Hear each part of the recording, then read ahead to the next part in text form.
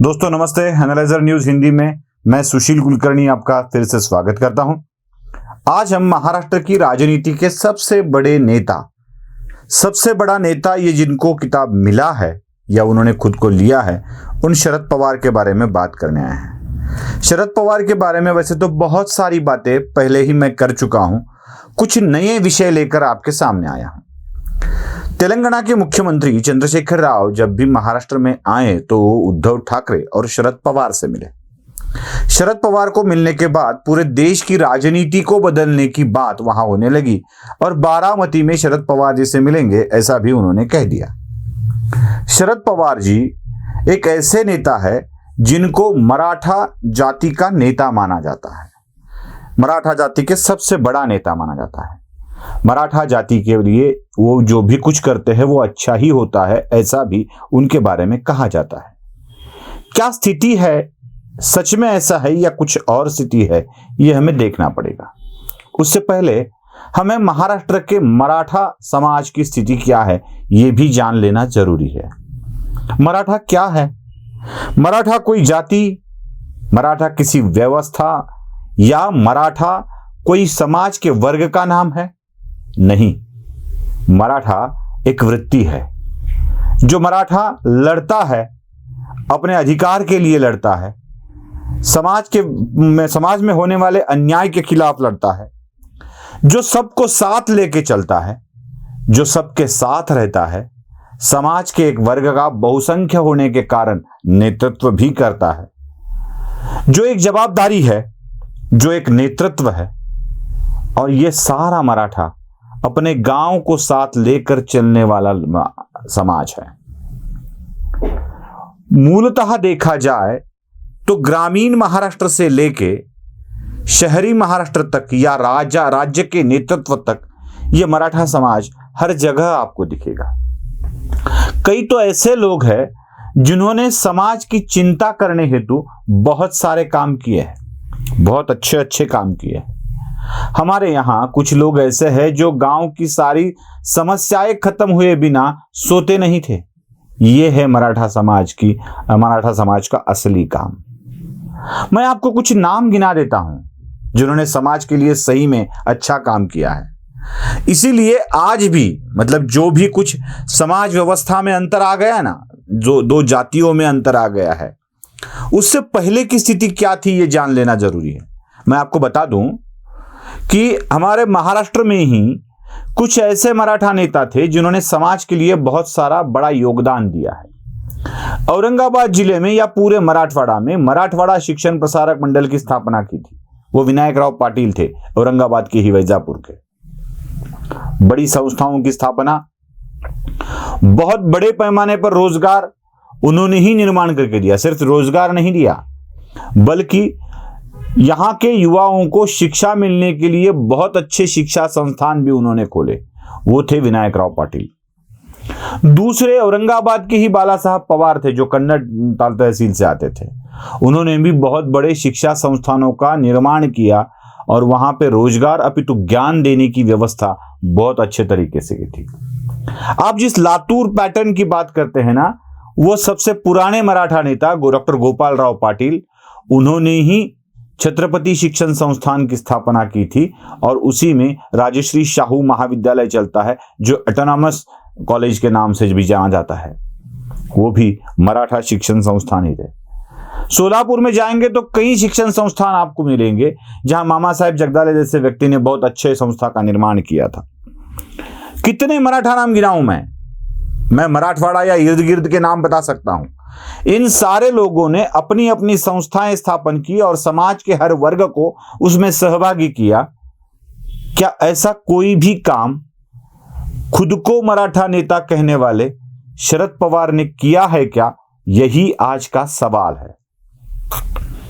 निसंशय आज भी शरद पवार के साथ बहुत बड़े संस्थान हैं, लेकिन शरद पवार जिस रैयत शिक्षण संस्था के प्रमुख है ना, वो शरद पवार ने स्थापन की हुई संस्था नहीं है। शरद पवार की स्थापन की गई संस्था वो है, अगर होती रैयत शिक्षण संस्था अगर होती तो भाऊराव पाटिल ने क्या स्थापन किया था? कर्मवीर भाऊराव पाटिल के हाथ से शरद पवार ने इस संस्था की डोर अपने हाथ में ली इंडी पाटिल के बाद में और उसको अपनी संस्था बना लिया, चाहे वो किसी शुगर फैक्ट्री की संस्था हो या चाहे बारामती का विद्या प्रतिष्ठान हो। शरद पवार ने सारी की सारी संस्थाएं लोगों के हाथ से निकालकर अपने हाथ में ले ली है।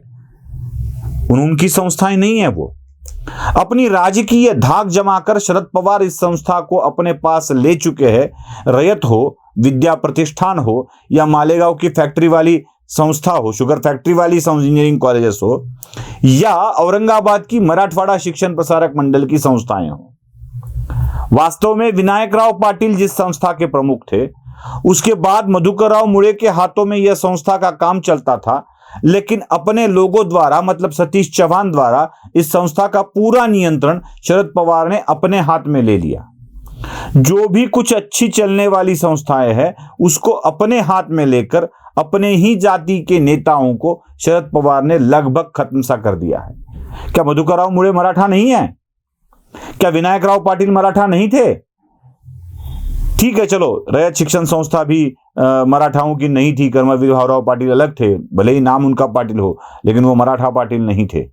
पाटिल एक सरनेम है जो मराठा से जुड़ा है, ऐसा नहीं है। हर जाति में ये पाटिल नाम आपको मिलेंगे, ये पद है। कर्मवीर भाऊराव पाटिल से संस्था ले ली, उसके बाद मधुकर राव मुड़े से संस्था ले ली, वही संस्था विनायक राव पाटिल की थी। आज भी डॉक्टर गोपाल राव पाटिल की संस्था में कई लोगों को घुसेड़ा जा रहा है जो शरद पवार के नजदीकी है, उनके हाथों में कारोबार देने की तैयारी चल रही है।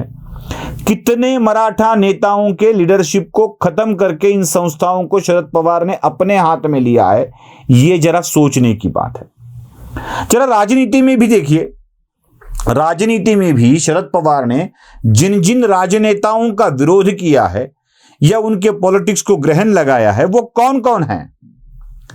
मैं मराठवाड़ा की एक अकेली बात करता हूं, शंकरराव चौहान के खिलाफ शरद पवार ही थे। वसंत दादा पाटिल का सरकार गिराकर खुद सरकार में आए शरद पवार ही थे। मतलब वसंत दादा पाटिल की सरकार मराठा नेता की सरकार ही थी, उसको गिराया शरद पवार ने ही गिराया। शंकरराव चौहान के खिलाफ बहुत सारी बातें की, उनकी कांग्रेस को मस्का कांग्रेस कह के उसकी खिल्ली उड़ाई। आप देख सकते हैं शरद पवार की किताब जो बायोग्राफी आई है शरद पवार की, लोक माझे संगाती नाम से, उनमें देख सकते हैं कि आप शंकरराव चौहान के बारे में वो क्या कहना चाहते हैं। अशोक चौहान दिक्कत में आए, ये किसने ट्राई किया। विलासराव देशमुख को प्रॉब्लम हो, ये किसने ट्राई किया। पृथ्वीराज चौहान के कारोबार को लकवे वाला कारोबार बोलने वाले शरद पवार ही थे। क्या मधुकर मुड़े को उनकी संस्था से निकाल देने वाले शरद पवार ही थे। आज भी कन्नड़ के बाला साहब पवार के पुत्र मान सिंह पवार को तकलीफ देने वाले शरद पवार ही है, उनके ही लोग हैं। क्या ये सब मराठा नहीं थे? क्या इनकी कोई मराठा जाति नहीं थी?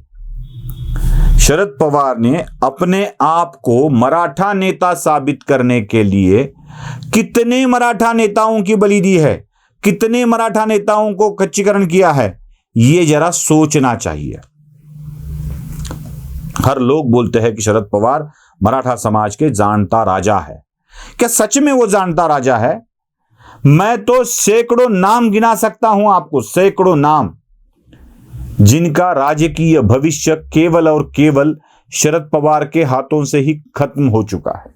कितने मराठा नाम मैं बताऊं आपको। शरद पवार का विरोध या शरद पवार के नाम पर बोलना, इसका मतलब यह तो नहीं है कि मराठा पॉलिटिक्स का विरोध किया जा रहा हो।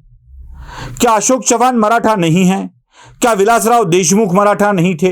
क्या पृथ्वीराज चौहान मराठा नहीं थे, जिनको लकवा तक कह दिया शरद पवार ने?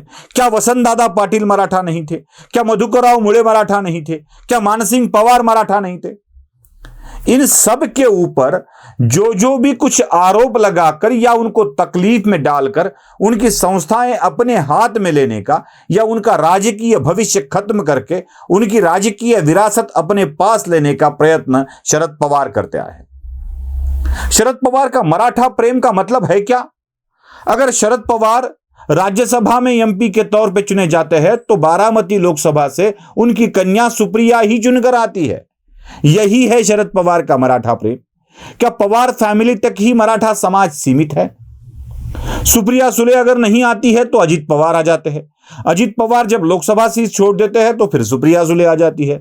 मतलब सुप्रिया सुले, अजीत पवार, उसके बाद रोहित पवार, उसके बाद पार्थ पवार, यही एक चीज होती आ रही है। शरद पवार के समूह, पारिवारिक समूह में सब के सब ऐसे अपनी अपनी जगह पर अपनी धाक जमाए हुए हैं कि उनके अलावा कोई सोच ही नहीं सकता। परुलेकर से जब सकाल नाम का पेपर लिया गया तो उसके प्रमुख बने वो भी पवार, साम चैनल चलाया वो भी पवार, सरकारनामा पोर्टल चलाए वो भी पवार, मीडिया में टीवी हो तो भी पवार, वेब पोर्टल हो तो भी पवार, बाकी पेपर हो तो भी पवार। पवार के नाम से कितने सारे धंधे आजकल चल रहे हैं ये जरा देख लीजिए। यहां तक कि मराठा नेताओं की शुगर फैक्ट्रियों को अच्छा करने की वजह उन्होंने यही पर्याय चुना कि उनकी फैक्ट्रियां खरीद ली जाए। कितनी फैक्ट्रियां हैं महाराष्ट्र की जिनके ऊपर अभी ईडी की इंक्वायरी चल रही है? मेरे ख्याल से जरांडेश्वर भी मराठा समाज की ही फैक्ट्री थी। मेरे ख्याल से निलंगा में जिसकी नीलामी हो रही है ना, वो फैक्ट्री भी मराठा समाज के शिवाजीराव पाटिल निलंगेकर की ही थी। उनके नाम पे ही वो शुगर फैक्ट्री है, नीलामी हो रही है। कितने नलेगांव शुगर फैक्ट्री भी नीलामी हो रही है, औसा कारखाना भी बंद पड़ा हुआ है, किल्लारी का शुगर फैक्ट्री भी बंद पड़ी हुई है। कन्नड़ का जो रायभान जाधव की कृपा से कन्नड़ की शुगर फैक्ट्री अच्छी चलती थी। रायभान जाधव भी एक अच्छे मराठा नेता थे, शरद पवार के करीबी भी थे। वो शरद पवार के करीबी रहने वाले रायभान जाधव के पॉलिटिक्स को भी खत्म कर देने वाला कौन था, इसको सोचना चाहिए। कन्नड़ शुगर फैक्ट्री को, जरांडेश्वर को, कितने शुगर फैक्ट्रीज को शरद पवार ने अपने परिवार में ले लिया है। भले ही वो शरद पवार इंडिविजुअल पर्सनालिटी ना हो, लेकिन शरद पवार के फैमिली की ही किसी कंपनी ने ये ले लिया है। चाहे कभी अजीत पवार हो सकते हैं, कभी उनकी बहन हो सकती है, कभी उनके बहनों ही हो सकते हैं। कोई ना कोई तो ऐसी व्यक्ति है जो शुगर फैक्ट्री को मनमाने ढंग से खरीद रही है और अपने हाथ में लेकर चल रही है। शुगर फैक्ट्री मराठा समाज की थी, उसको खत्म करके अपने कब्जे में ले लिया। शिक्षण संस्थान थे जो मराठा समाज के थे, जिन्होंने समाज के लिए बहुत अच्छा काम किया था, उनको अपने हाथ में ले लिया। कितने मराठा मुख्यमंत्रियों के करियर खत्म सा कर दिया। विलासराव देशमुख को जाना पड़ा दिल्ली, आखिरी दम तक वह फिर मुख्यमंत्री नहीं बन पाए। अशोक चव्हाण के बारे में यही किया, पृथ्वीराज चव्हाण के बारे में भी यही किया, वसंतदादा पाटिल के बारे में भी यही किया। क्या शरद पवार की राजनीति में सच में मराठा समाज के लिए अनुकूल ऐसी है? अगर है तो अब तक मराठा समाज के लिए वो आरक्षण भी नहीं दिला पाए हैं। वो भी काम पिछली सरकार में हुआ था, ये सरकार तो उसको टिका भी नहीं पाई। और फिर आराम से बोला जाता है कि हम भी मराठा समाज से हैं। मराठा समाज का नेतृत्व, इसका मतलब यह नहीं है कि वो केवल मराठा समाज से है। न जाने कितने ऐसे नेता है जो मराठा समाज से है और जिनके लिए आज भी हर एक के मन में इज्जत है। मेरे भी मन में वो इज्जत है। आज भी अशोक चव्हाण अच्छा काम करते थे। शंकरराव चव्हाण के बारे में तो सारा मराठवाड़ा अच्छी तरह से जानता है। कई मराठा नेता, कई मराठा उद्योजक, कई मराठा सामाजिक कार्यकर्ता, कई मराठा शिक्षण संस्थान चलाने वाले लोग, इनके लिए आज भी हर एक लोग के मन में इज्जत है। लेकिन शरद पवार के पास का मराठा सिर्फ मराठा है और बाकी कोई मराठा नहीं है। ये जो समझा जा रहा है ना, ये बिल्कुल गलत है। ना शरद पवार मराठा युवाओं को रोजगार दे पाए, ना उनको वो आरक्षण दे पाए, रिजर्वेशन दिला पाए, ना उनके लिए कुछ अच्छा निर्माण कर पाए। फिर भी मराठाओं का जानता राजा ऐसा किताब लेकर उनके खिलाफ बोला तो उसको मराठा द्रोही कहने का काम ये शरद पवार के लोग ही करते आए हैं। इनफैक्ट छोटे छोटे गांवों में आज भी ये जातीयता नहीं है। आज भी कई गांवों में मराठा समाज का नेता पूरे गांव को साथ लेकर चलता है। नेता के ऊपर लोगों को भरोसा होता है और लोगों के ऊपर उस मराठा नेता को भी भरोसा होता है। न जाने मेरे भी कितने मराठा मित्र है, अच्छे नेता भी है, जिनको मैं भी अपना नेता समझने में हिचकिचाता नहीं हूं। ऐसे कितने नेता है जिनके बारे में सारे लोग आज भी अच्छा बोलते हैं। कितने शिक्षण संस्थान हैं जिसमें अच्छा काम आज भी चल रहा है।